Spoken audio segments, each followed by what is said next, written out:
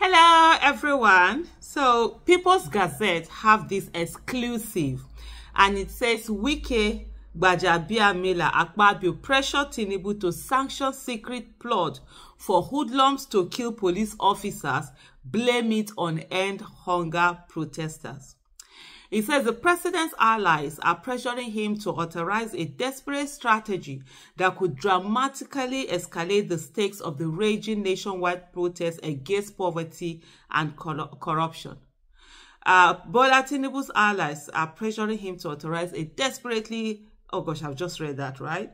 Two independent sources have briefed the Gazette about a plot that one of them described as too sinister to be allowed to proceed without being exposed, hoping its disclosure will put its proponents on the defensive and force the Tinubu, they said president, but of course it's not my president, and force Tinubu to end the plot in its tracks. The discussions at the meeting was too dangerous for our country, a source with information about what transpired at the palace said. I support the president, this person said, and all the effort he's making to get the protesters to call off their disruptive activities, but we have to put the country first by not taking extreme measures.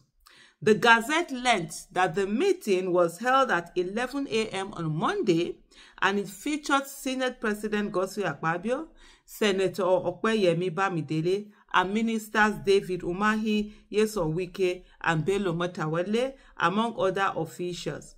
Chief of Staff Femi Gbajabiamila coordinated the meeting on behalf of Tinubu, who did not participate, our sources said. Mr. Tinubu had on Sunday announced his government's desire to find urgent solutions to some of the issues animating the rallies across the country. He proposed an urgent removal of levies on food imports and additional support for poor, senior, and low-wage earners, amongst others.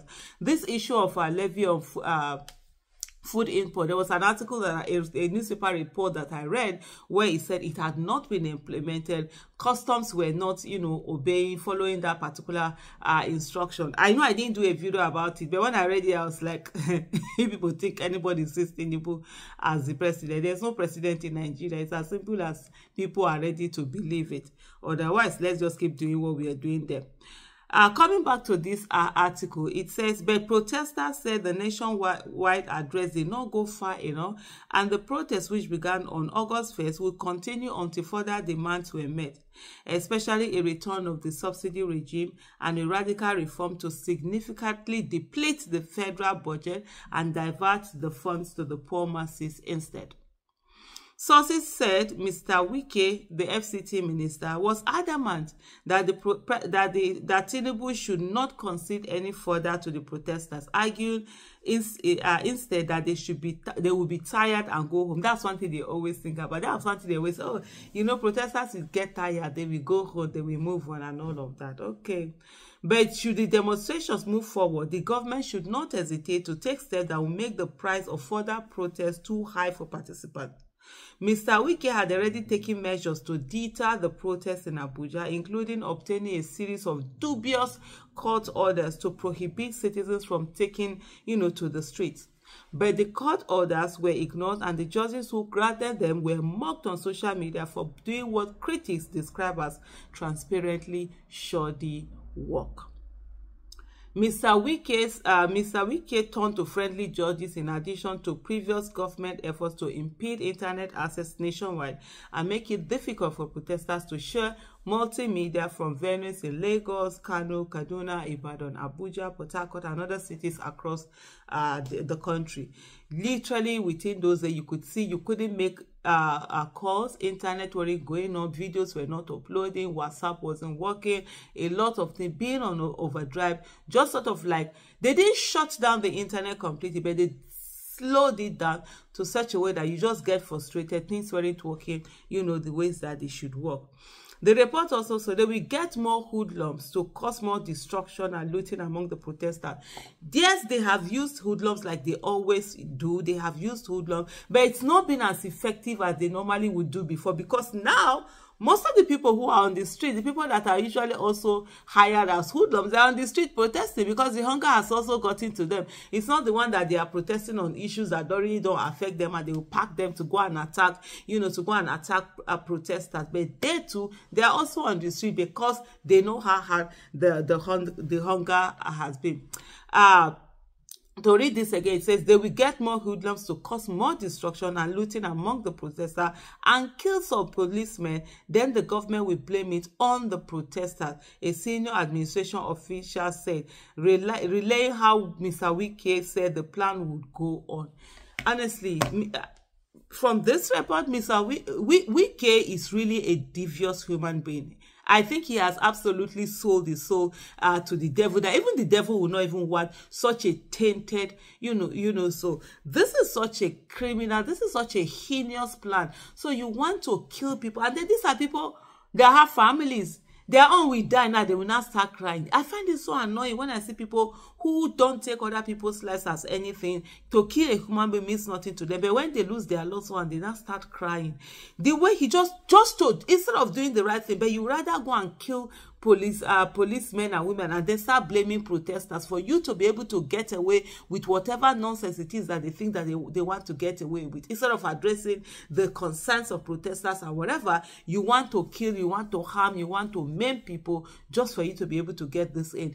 I've always said this, and I've always insisted on it. Anytime you see violence erupting with protesters, it is the government that, brings violence, that introduces violence into it, brings violence into it. Hoodlums, what's hoodlums business? Hoodlums don't care. I even have a video that I have done on that. Hoodlums really don't care about what you are protesting about. It doesn't concern them. Somebody usually has to give them an incentive for them to now go after protesters and begin to attack them. And the title of the video I had done a few days ago is that who is paying the hoodlums? Who is getting them on the street? Who is giving them this incentive for them to attack protesters? And from this report by People's Gazette, I think it's fair to say that Wike is among those people who are giving the incentive. Tinubu and his people and his team are the ones who are giving this incentive to hoodlums and thugs to keep attacking, protesters, to keep harming properties, harming people, destroying properties, all in the name of giving protesters, a bad name, to say that, oh, they are the ones. And then oh, Lord have mercy. What kind of heinous people do we have in position of power? People devoid of humanity, devoid of empathy, devoid of